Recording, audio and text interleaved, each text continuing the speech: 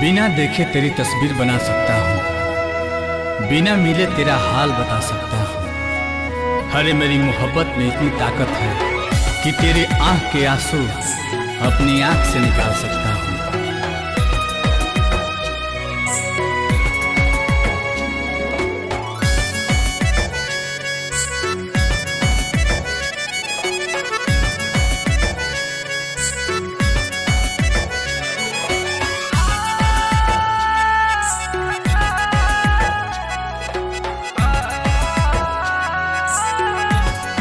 बिछड़ के को पल तोहसे जियल नइखे गवारा हो।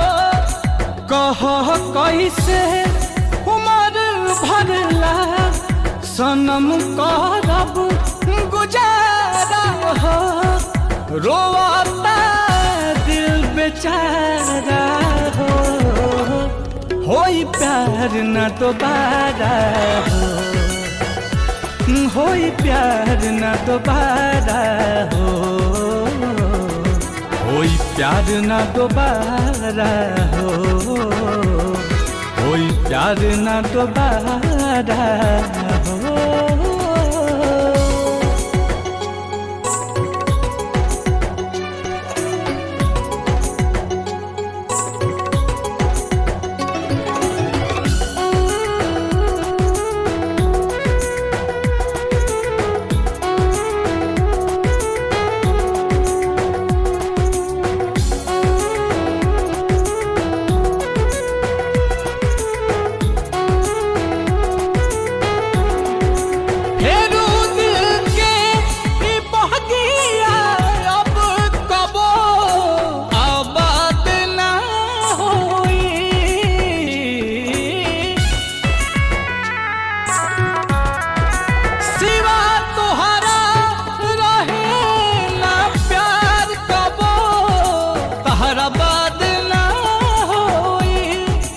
अचानक के सब खत्म भइल, ना बुझ पैली सारा हो।